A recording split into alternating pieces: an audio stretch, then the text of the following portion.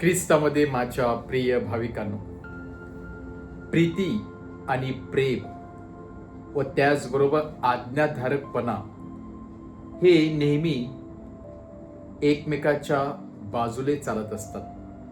हे नेहमी एकाच गाडीचे दोन चाके आहेत. जिथे प्रीती आहे तेथे आज्ञाधारकपणा आहे, आणि जिथे आज्ञाधारकपणा आहे तेथे प्रीती आहे. आणि म्हणून असं सांगतात, प्रीती आणि आज्ञाधारकपणा जेव्हा यांचं मिलन होते तेव्हा जीवन एक समृद्ध होत असते, एक जीवन संपन्न होत असते आणि माणसाची भरभराट होत असते. कारण आज्ञाधारकपणा हा त्या प्रीतीतून आलेला असतो.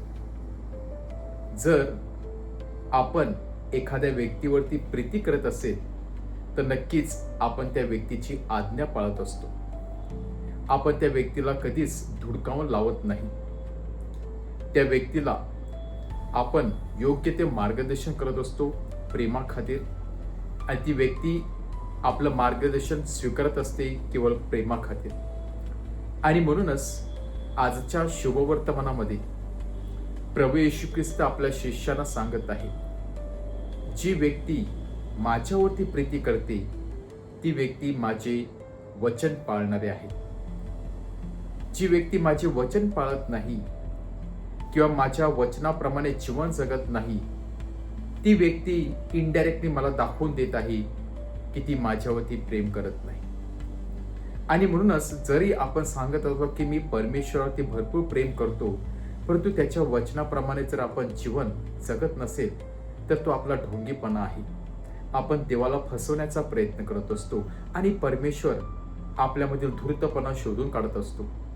कारण प्रीती आणि द्वेष कधीच एकत्र राहू शकत नाही.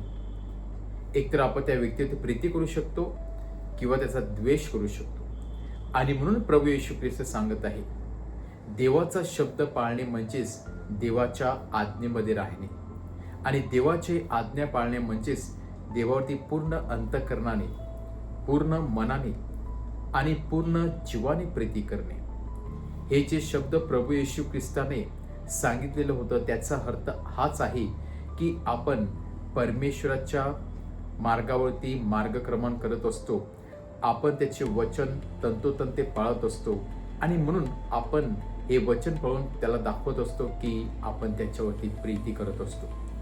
जर लहान मुलगा आई वडिलांनी सांगितलेले कामे ऐकत नसेल तर त्या मुलाच्या मनामध्ये आई वडिलांविषयी रिस्पेक्ट नाही आणि प्रीती नाही. परंतु जी व्यक्ती आपल्या आई वडिलांच्या आज्ञेत राहते, त्याच्या म्हणण्याप्रमाणे करते, ती व्यक्ती त्या आई वडिलांवरती प्रीती करत असते, आणि प्रीतीसाठी ती व्यक्ती काही करण्यासाठी तयार असते. जर आपण परमेश्वरावरती खरोखर प्रीती करत असो तर आपण त्याची वचने पाळण्याचा प्रयत्न केला पाहिजे. कारण परमेश्वराची प्रीती करणे आणि इतरांचा द्वेष करणे हे एकमेकांच्या विरुद्ध दिशेने असतात.